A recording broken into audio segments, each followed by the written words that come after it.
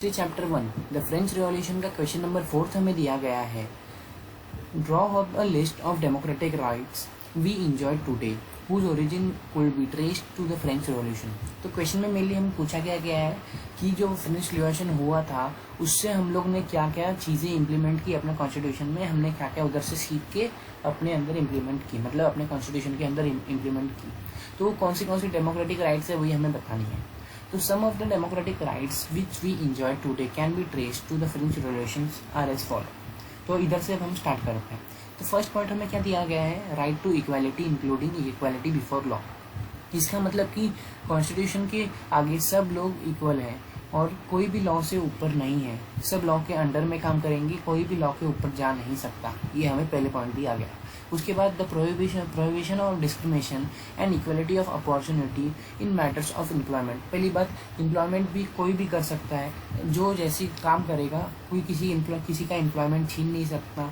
You can और discrimination जैसे तू काला गोरा कुछ भी हो, ये सब इक्वल है, सब लोग इक्वल है, कोई अलग नहीं है, कोई अलग जगह से नहीं आया है। मतलब कि डिस्क्रिमिनेशन भी अब इलीगल कर दिया गया है।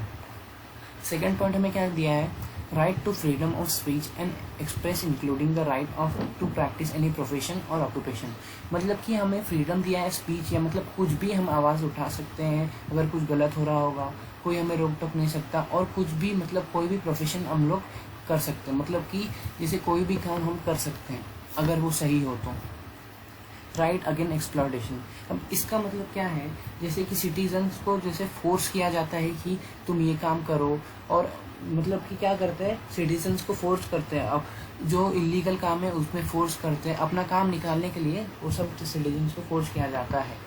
जो लोग हैं वो काम करवा लेते हैं, उसके बाद उन्हें पैसा भी नहीं देते, तो ये गलत बात है। अब राइट टू लाइफ में तो क्या आ जाएगा, राइट टू लाइफ में देखो जैसे कि एक दूसरे को मारना पीटना, ये सब चीज़ इलीगल कर दिया गया है, ये सब चीज़ गलत है। इसमें गवर्नमेंट भी आती है, गवर्नमेंट भी किसी को बिना गलती के मार पीट नहीं सकती, ये सब गलत किया गया है। साथ ही साथ गवर्नमेंट्स और सिटीजन्स को ये भी देखना चाहिए जिस इन्वायरमेंट में वो लोग रहते हैं वहाँ का इन्वायरमेंट क्लीन है कि नहीं, ये सब चीज़ के बारे में उन्हें देखना चाहिए। अब राइट टू वोट तो आपको पता है, अब तो सबके पास 18+ जो हैं उनके पास राइट टू वोट का है, उनको वोटिंग कार्ड बनाना चाहिए, ये सब हमें पता है। तो यही थे आपके पास पॉइंट जो फ्रेंच रिवॉल्यूशन से आए थे। नंबर 5 हमें दिया गया है, would you agree with the view that the message of universal right was the best with the contradiction explain. तो मतलब क्वेश्चन में हमें पूछा गया है कि क्या तुम इस व्यू से एग्री करते हो कि जो यूनिवर्सल राइट्स है, मतलब कि जो पूरी दुनिया की जो राइट्स है वो हमने फ्रेंच रिवॉल्यूशन से मिलती है। तो ये हमें एक्सप्लेन करना है। तो हमें फर्स्ट पॉइंट से हम स्टार्ट करते हैं। फर्स्ट पॉइंट में हमें क्या दिया गया है, the contradictions that follow in the message of universal right as per the French constitution of 1791 was woman being completely ignored. मतलब कि हर किसी को अधिकार दिया जाएगा, फ्रेंच ने यह हमें कहा था, ये सबको कहा था, लेकिन उन्होंने खुद ही वुमेन्स को अधिकार नहीं दिया कि उन्हें वोट करने का और उन्हें इक्वल ट्रीट करने का अधिकार नहीं दिया गया। तो मतलब जो फ्रेंच है उन्होंने ही नहीं किया, तो फिर हम लोग को वो कैसे बोल सकते हैं, तो फिर ये गलत होगा। तो अब सेकेंड पार्ट में हमें क्या दिया गया है, women were struggle for equal political rights, all the rights that time were given to men. अब इस पॉइंट में हमें क्या दिया गया है कि मतलब वुमेन भी स्ट्रगल करते रहे अपने हक के लिए, मतलब अपने को इक्वल राइट्स पाने के लिए। लेकिन देखो सारे जो राइट्स थे वो क्या किए थे, फ्रेंच लोग ने किसको दे रखे थे, सब मेन को ही दे रखे थे, वुमेन को इक्वल ट्रीट नहीं किया गया था। तो उसके बाद थर्ड पॉइंट क्या है, the huge number of people as passive citizens without voting rights was like not putting into practice with what you are preach.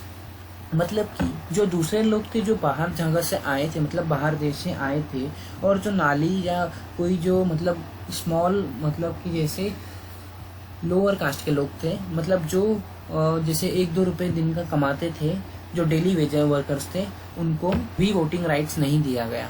तो ये भी गलत बात है।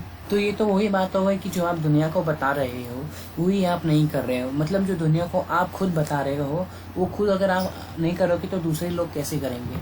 जैसे आपने देखो वुमेन्स को इक्वल ट्रीट नहीं किया, उनको मतलब कम समझा, वो आप खुद नहीं कर रहे हो, आप दूसरों को प्रीच कर रहे हो। मतलब कि देखो जो आप दुनिया को बता रहे हो ये गलत बात है, क्योंकि आप खुद नहीं कर रहे हो। तो फोर्थ पॉइंट में हमें क्या दिया गया है, it could also be said that the declaration of universal right was a good beginning but it left much to be Dzire.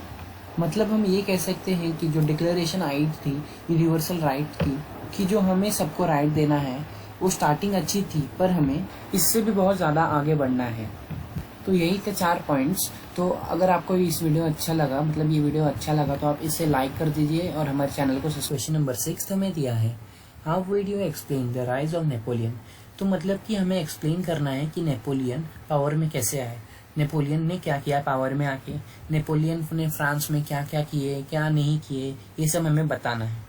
तो देखो नेपोलियन कौन है, जिनकी आपको इधर पेंटिंग दिख रही है।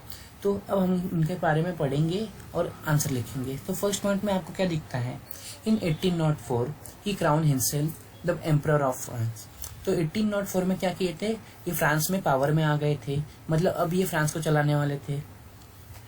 तो उसके बाद सेकेंड पॉइंट देखो, he set out to conquer neighbouring countries, European neighbouring countries, मतलब कि आसपास की जो नेबरिंग कंट्रीज है यूरोप की, उन्हें इन्होंने क्या किया, जीतना स्टार्ट किया, कॉन्कर करना स्टार्ट किया।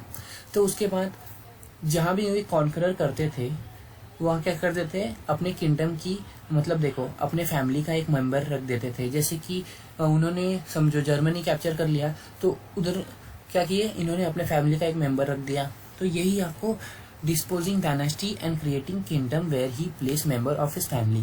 तो यही आपको पॉइंट मैंने अभी समझाया कि ये क्या करते थे, अपने फैमिली मेंबर को उधर रख देते थे। अगर समझो एक नेबरिंग कंट्रीज को जब ये कैप्चर कर लेते थे, उधर अपने फैमिली मेंबर को रख देते थे और अपना क्या करते थे, संसार बड़ा कर लेते थे। उसके बाद थर्ड पॉइंट देखो, Napoleon view himself as moderniser of Europe. मतलब कि ये क्या थे, नेपोलियन कैसे मॉडर्न इंसान थे। तो क्या किए थे इन्होंने, इनके पास नई नई तकनीक आई थी, ये इन्होंने नई नई तकनीक दी थी। जैसे कि इन्होंने बहुत सारे लॉ इंट्रोड्यूस किए थे, तो इन्हें मॉडर्नाइजर ऑफ यूरोप बोला गया। तो मतलब अगर आपको क्वेश्चन आता है फिल इन द ब्लैंक्स जैसे कि मॉडर्नाइजर ऑफ यूरोप कौन है, मतलब किसको मॉडर्नाइजर ऑफ यूरोप बोला जाता है, तो नेपोलियन बोनापार्ट आप आंसर लिखोगे। अब फोर्थ पॉइंट देखो, अब हम क्या करेंगे, इन्होंने जो लॉ इंट्रोड्यूस किए थे तब इन्हें मॉडर्नाइजर बोला गया। अब फोर्थ पॉइंट में हम वो पढ़ेंगे, he introduce many law such as the protection of private property. अब देखो इन्होंने बहुत सारे लॉ इंट्रोड्यूस किए प्राइवेट प्रॉपर्टीज को क्या करने के लिए, प्रोटेक्ट करने के लिए। जैसे देखो अभी जो अमीर लोग थे, जो बिग बिजनेसमैन थे, तो क्या किया इन्होंने, उनको जो उनकी प्राइवेट प्रॉपर्टी है, उन्होंने बोला कि अब कोई कैप्चर नहीं कर सकता क्योंकि अब उन्हें प्रोटेक्शन मिलेगी। तो क्या हुआ, जो अमीर लोग थे, जो बिजनेसमैन थे, वो इन्हें सपोर्ट करने लगे। साथ ही साथ देखो उन्होंने क्या किया, and a uniform system of weight and measurement provide by the decimal system. तो अब ये पॉइंट से आपको क्या समझता है, uniform system of weight and measurement provide by the decimal system. इसका मतलब कि पहले क्या होता था, पहले देखो कोई भी आपको, जैसे देखो अगर कुछ मेजरमेंट करना हो, फॉर एग्जांपल मैं बता रहा हूँ, एग्जांपल के लिए बता रहा हूँ। अगर समझो पहले क्या होता था, अगर हमें आलू खरीदने जाना है तो क्या करते थे, एक रॉक ले लेते थे, जो उधर के जो आलू हमें बेचते थे, एक रॉक ले लेते थे और बोलते थे ये रॉक 1 kg का है। तो अब क्या करते थे, वो रॉक से मेजर करके दे देते थे हमें। तो क्या करते थे, हमें पता भी नहीं रहता था कि वो कितना है रॉक का मेजरमेंट, लेकिन तो भी हमको लगता था 1 kg है, वो 1 kg से कम भी हो सकता है, हमें क्या पता। तो वो ऐसे ही तुक्का मार के दे देते हैं हमें।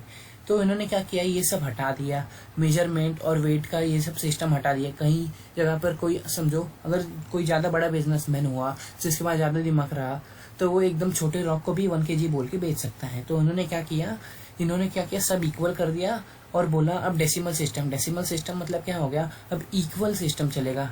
उन्हें क्या करना पड़ेगा, अब इक्वल मेजरमेंट, मतलब 1 kg वाला रॉक जो अभी हम देख रहे हैं, अब जैसे रॉक पे 1 kg लिख के आता है, ये जो रॉक आपको दिख रहा है ये अब ये चलेगा, मतलब कि इक्वल मेजरमेंट सबको मिलेगी, इक्वल सिस्टम से सब होगा। तो इन देखो लोगों को भी क्या हुआ, अच्छा लगने लगा कि इनका आइडियाज। लेकिन देखो उसके बाद फिफ्थ पॉइंट में हमें क्या दिया है, but his rise to power did not last for a long time, he was finally defeated at Waterloo in 1815। तो मतलब ये 11 साल तक पावर में थे, उसके बाद वाटरलू का जो वॉर हुआ था उसमें ये डिफीट कर दिया, मतलब हार गए।